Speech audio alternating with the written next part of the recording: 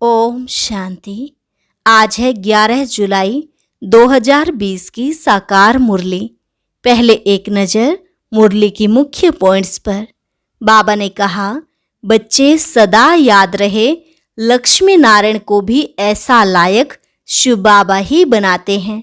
ऊंच ते ऊंच वही है, उनसे ही ऊंच पद मिलता है, तो उनको अच्छी तरह से याद करना चाहिए ना। तुम बच्चों को यह औना रहना चाहिए, हमको पढ़कर अपने को राजा बनाना है। जो अच्छी रीति पुरुषार्थ करेंगे वही राज तिलक पाएंगे। फिर कहा, सदा उल्लास रहना चाहिए, हम भी इन लक्ष्मी नारायण जैसा बने। इसमें मूंझने की दरकार नहीं, पुरुषार्थ करना चाहिए, दिल शिकस्त नहीं होना चाहिए। बाबा ने कहा, ये पढ़ाई ऐसी है, खटिया पर लेटे हुए भी पढ़ सकते हो, विलायत में रहते या घर में होते हुए भी पढ़ सकते हो। इतनी सहज पढ़ाई है, फी अर्थात शुल्क आदि की कोई बात नहीं, सिर्फ हिम्मत की बात है। लेकिन माया भी बहुत जबरदस्त है।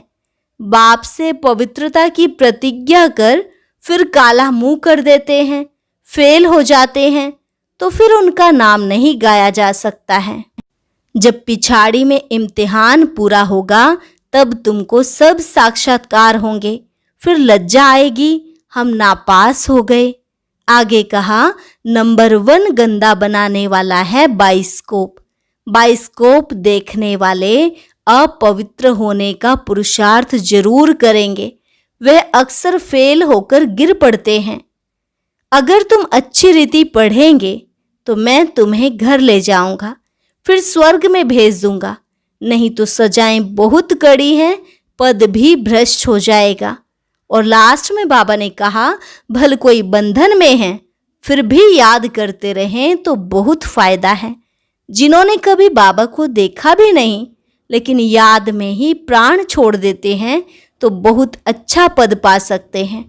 बाप की याद में जो प्यार के आंसू बहाते हैं वह आंसू मोती बन जाते हैं। अब सुनते हैं महावाक्यों को विस्तार से। मुरली का सार। मीठे बच्चे, सदा एक ही फिक्र में रहो कि हमें अच्छी रीति पढ़कर अपने को राज तिलक देना है। पढ़ाई से ही राजाई मिलती है।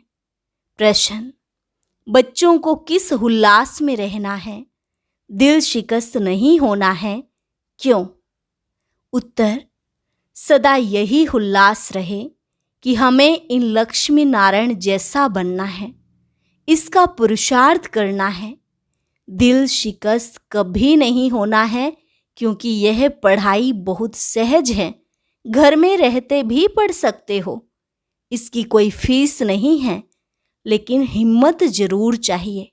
गीत, तुम ही हो माता पिता, तुम्हें हो, तुम ही हो बंधु सखा, तुम्हें हो। ओम शांति।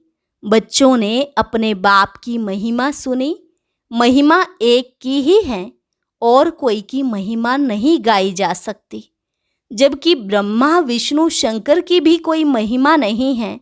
ब्रह्मा द्वारा स्थापना कराते हैं, शंकर द्वारा विनाश कराते हैं, विष्णु द्वारा पालना कराते हैं। लक्ष्मी नारायण को ऐसा लायक भी शिव बाबा ही बनाते हैं, उनकी ही महिमा है। उनके सिवाय फिर किसकी महिमा गाई जाए? इनको ऐसा बनाने वाला टीचर ना हो तो यह भी ऐसे ना बने। फिर महिमा है सूर्यवंशी घराने की, जो राज्य करते हैं। बाप संगम पर ना आए तो इन्हों को राजाई भी मिल ना सके, और तो किसकी महिमा है नहीं। फॉरेनर्स आदि कोई की भी महिमा करने की दरकार नहीं। महिमा है ही सिर्फ एक की, दूसरा ना कोई। ऊंच ते ऊंच शिव बाबा ही है, उनसे ही ऊंच पद मिलता है, तो उनको अच्छी तरह से याद करना चाहिए ना। अपने को राजा बनाने के लिए आप ही पढ़ना है। जैसे बैरिस्ट्री पढ़ते हैं तो अपने को पढ़ाई से बैरिस्टर बनाते हैं ना। तुम बच्चे जानते हो, शिव बाबा हमको पढ़ाते हैं। जो अच्छी रीति पढ़ेगा वही ऊंच पद पाएगा। नहीं पढ़ने वाले पद पा न सके। पढ़ने लिए श्रीमत मिलती है। मूल बात है पावन बनने की, जिसके लिए यह पढ़ाई है। तुम जानते हो इस समय सब तमोप्रधान पतित हैं। अच्छे व बुरे मनुष्य तो होते ही हैं। पवित्र रहने वाले को अच्छा कहा जाता है। अच्छा पढ़कर बड़ा आदमी बनता है तो महिमा होती है, परंतु हैं तो सब पतित। पतित ही पतित की महिमा करते हैं। सतयुग में है पावन, वहाँ कोई किसकी महिमा नहीं करते। यहाँ पवित्र सन्यासी भी हैं, अपवित्र गृहस्थी भी हैं, तो पवित्र की महिमा गाई जाती है।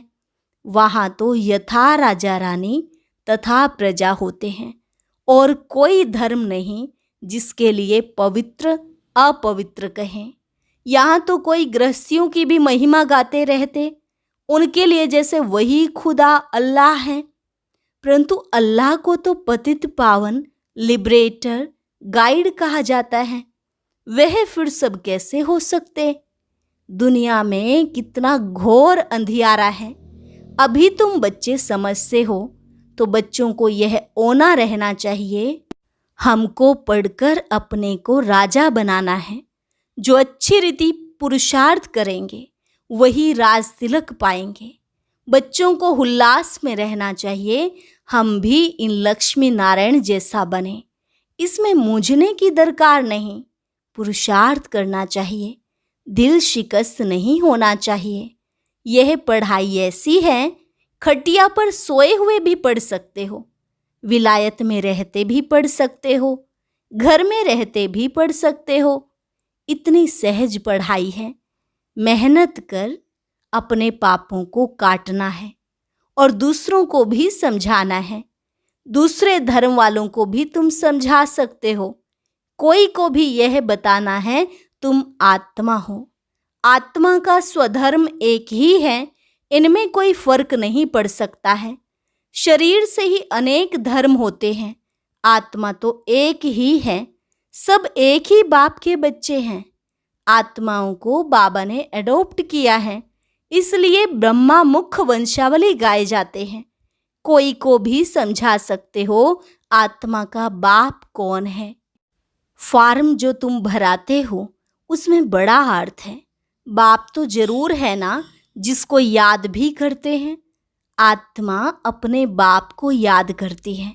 आजकल तो भारत में कोई को भी फादर कह देते हैं, मेयर को भी फादर कहेंगे, परंतु आत्मा का बाप कौन है उसे जानते नहीं हैं। गाते भी हैं, तुम मात पिता हम बालक तेरे, तुम्हारी कृपा से सुख घनेरे, परंतु वह कौन है, कैसे हैं, कुछ भी पता नहीं। भारत में ही तुम मात पिता कह बुलाते हो, बाप ही यहाँ आकर मुख वंशावली रचते हैं। भारत को ही मदर कंट्री कहा जाता है, क्योंकि यहाँ ही शिव बाबा मात पिता के रूप में पार्ट बजाते हैं। यहाँ ही भगवान को मात पिता के रूप में याद करते हैं। विदेशों में सिर्फ गॉड फादर कह बुलाते हैं, परंतु माता भी चाहिए ना, जिससे बच्चों को एडॉप्ट करें। पुरुष भी स्त्री को एडॉप्ट करते हैं, फिर उनसे बच्चे पैदा होते हैं, रचना रची जाती है। यहाँ भी इसमें परम पिता परमात्मा बाप प्रवेश कर एडॉप्ट करते हैं। किसको? ब्रह्मा को। बच्चे पैदा होते हैं, इसलिए इनको मात पिता कहा जाता है। वह है आत्माओं का बाप, फिर यहाँ आकर उत्पत्ति करते हैं। यहाँ तुम बच्चे बनते हो तो फादर और मदर कहा जाता है। वह तो है स्वीट होम, जहाँ सब आत्माएं रहती हैं। वहाँ भी बाप के बिगर कोई ले जा न सके। कोई भी मिले तो बोलो तुम स्वीट होम जाना चाहते हो, फिर पावन जरूर बनना पड़े। अभी तुम पतित हो। यह है ही आयरन एज्ड तमो प्रधान दुनिया। अभी तुमको जाना है वापस घर। आयरन एज्ड आत्माएं तो वापस घर जा न सके। आत्माएं स्वीट होम में पवित्र ही रहती हैं।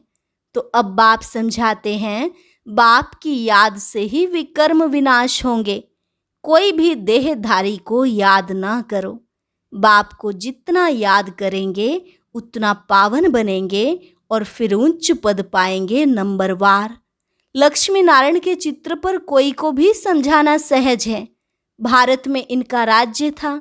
यह जब राज्य करते थे तो विश्व में शांति थी। विश्व में शांति बाप ही कर सकते हैं और कोई की ताकत नहीं। अभी बाप हमको राजयोग सिखला रहे हैं। नई दुनिया के लिए राजाओं का राजा कैसे बन सकते हैं वह बतलाते हैं। बाप ही नॉलेजफुल हैं, परंतु उनमें कौन सी नॉलेज है यह कोई नहीं जानते हैं। सृष्टि के आदि मध्य अंत की हिस्ट्री ज्योग्राफी बेहद का बाप ही सुनाते हैं। मनुष्य तो कभी कहेंगे सर्वव्यापी है या कहते सबके अंदर को जानने वाला है, फिर अपने को तो कह ना सके। ये सब बातें बाप बैठ समझाते हैं। अच्छी रीति धारण कर और हर्षित होना है। इन लक्ष्मी नारायण का चित्र सदैव हर्षित मुख वाला ही बनाते हैं।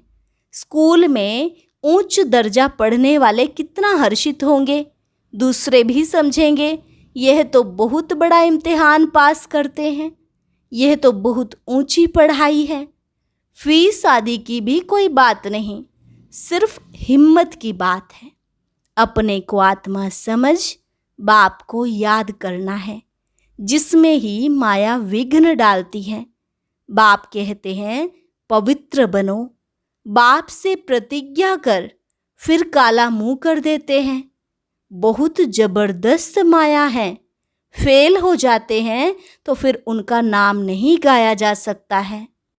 फलाने फलाने शुरू से लेकर बहुत अच्छे चल रहे हैं, महिमा गाई जाती है।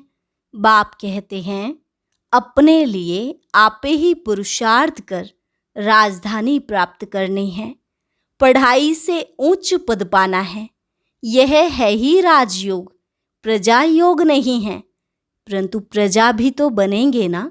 शक्ल और सर्विस से मालूम पड़ जाता है कि यह क्या बनने लायक है। घर में स्टूडेंट की चाल चलन से समझ जाते हैं ये फर्स्ट नंबर में, ये थर्ड नंबर में आएंगे। यहाँ भी ऐसे है। जब पिछाड़ी में इम्तिहान पूरा होगा तब तुमको सब साक्षात्कार होंगे। साक्षात्कार होने में कोई देरी नहीं लगती है। फिर लज्जा आएगी, हम नापास हो गए। नापास होने वाले को प्यार कौन करेंगे। मनुष्य बाइस्कोप देखने में खुशी का अनुभव करते हैं, लेकिन बाप कहते हैं नंबर 1 गंदा बनाने वाला है बाइस्कोप। उसमें जाने वाले बहुत करके फेल हो गिर पड़ते हैं।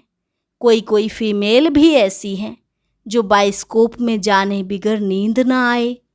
बाइस्कोप देखने वाले अपवित्र बनने का पुरुषार्थ जरूर करेंगे। यहाँ जो कुछ हो रहा है जिसमें मनुष्य खुशी समझते हैं वह सब दुख के लिए है। यह है विनाशी खुशियाँ। बाइस्कोप आदि देखना, बाबा कहते जिसमें मनुष्य खुशी समझते हैं ये सब दुख के लिए है। यह है विनाशी खुशियाँ। अविनाशी खुशी अविनाशी बाप से ही मिलती है। तुम समझते हो बाबा हमको लक्ष्मी नारायण जैसा बनाते हैं, वैसे आगे तो 21 जन्म के लिए लिखते थे। अभी बाबा लिखते हैं 50-60 जन्म, क्योंकि द्वापर में भी पहले तो बहुत धनवान सुखी रहते हो ना। भल पतित बनते हो तो भी धन बहुत रहता है। यह तो बिल्कुल जब तमो प्रधान बनते हैं तब दुख शुरू होता है। पहले तो सुखी रहते हो, जब बहुत दुखी होते हो तब बाप आते हैं। महा अजामिल जैसे पापियों का भी उद्धार करते हैं। बाप कहते हैं मैं सबको ले जाऊंगा मुक्ति धाम, फिर सतयुग की राजाई भी तुमको देता हूँ। सबका कल्याण तो होता है ना, सबको अपने ठिकाने पर पहुंचा देते हैं, शांति में व सुख में। सतयुग में सबको सुख रहता है, शांति धाम में भी सुखी रहते हैं। कहते हैं विश्व में शांति हो। बोलो इन लक्ष्मी नारायण का जब राज्य था तो विश्व में शांति थी ना। दुख की बात हो नहीं सकती, ना दुख ना अशांति। यहाँ तो घर घर में अशांति है, देश देश में अशांति है, सारे विश्व में अशांति है। कितने टुकड़े टुकड़े हो पड़े हैं, कितनी फ्रैक्शन है। 100 माइल पर भाषा अलग। अब कहते हैं भारत की प्राचीन भाषा संस्कृत है। अब आदि सनातन धर्म का ही किसको पता नहीं है, तो फिर कैसे कह सकते कि यह प्राचीन भाषा है। तुम बता सकते हो आदि सनातन देवी देवता धर्म कब था?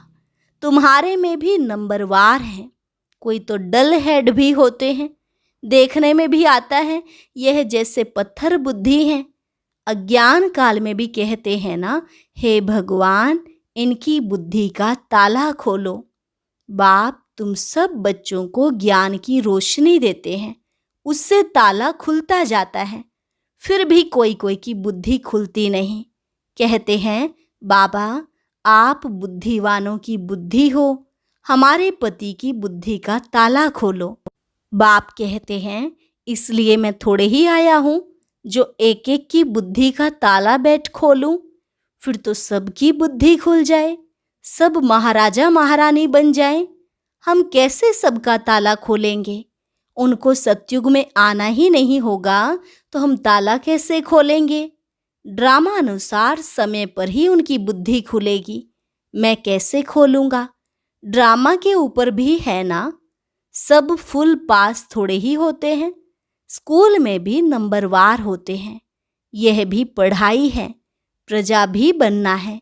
सबका ताला खुल जाए तो प्रजा कहाँ से आएगी? यह तो कायदा नहीं। तुम बच्चों को पुरुषार्थ करना है, हर एक के पुरुषार्थ से जाना जाता है। जो अच्छी रीति पढ़ते हैं उनको जहाँ तहाँ बुलाया जाता है।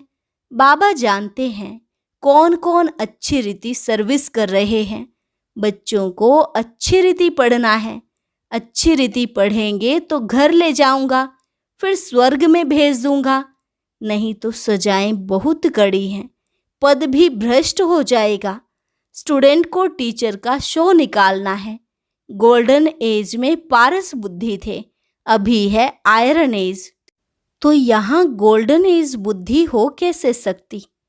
विश्व में शांति थी जबकि एक राज्य एक ही धर्म था। अखबार में भी तुम डाल सकते हो, भारत में जब इनका राज्य था तो विश्व में शांति थी। आखरीन समझेंगे जरूर। तुम बच्चों का नाम बाला होना है। उस पढ़ाई में कितने किताब आदि पढ़ते हैं, यहाँ तो कुछ नहीं। पढ़ाई बिल्कुल सहज है, बाकी याद में अच्छे अच्छे महारथी भी फेल हैं। याद का जौहर नहीं होगा तो ज्ञान तलवार चलेगी नहीं। बहुत याद करें तब जौहर आए। भल बंधन में भी हैं, फिर भी याद करते रहते तो बहुत फायदा है। कभी बाबा को देखा भी नहीं है, याद में ही प्राण छोड़ देते हैं तो भी बहुत अच्छा पद पा सकते हैं, क्योंकि याद बहुत करते हैं। बाप की याद में प्यार के आंसू बहाते हैं, वह आंसू मोती बन जाते हैं।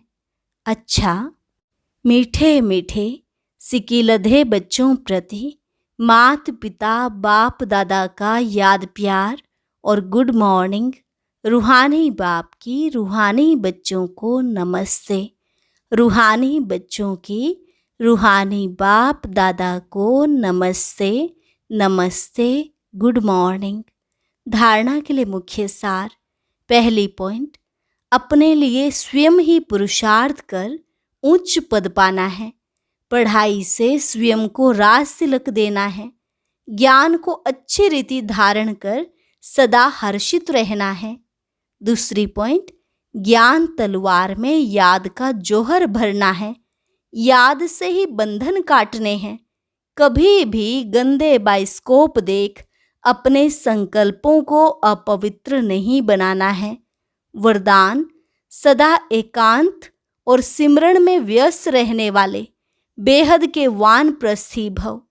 सदा एकांत और सिमरण में व्यस्त रहने वाले बेहद के वानप्रस्थी भव। वर्तमान समय के प्रमाण। आप सब वानप्रस्थ अवस्था के समीप हो। वानप्रस्थी कभी गुड़ियों का खेल नहीं करते हैं। वे सदा एकांत और सिमरण में रहते हैं। आप सब बेहद के वानप्रस्थी सदा एक के अंत में अर्थात निरंतर एकांत में रहो। साथ साथ एक का सिमरण करते हुए स्मृति स्वरूप बनो। सभी बच्चों प्रति बाप दादा की यही शुभ आश है कि अब बाप और बच्चे समान हो जाएं, सदा याद में समाये रहें। समान बनना ही समाना है। यही वानप्रस्थ स्थिति की निशानी है। स्लोगन: आप हिम्मत का एक कदम बढ़ाओ तो बाप मदद के 1000 कदम बढ़ाएंगे। आप हिम्मत का एक कदम बढ़ाओ तो बाप मदद के 1000 कदम बढ़ाएंगे। अच्छा,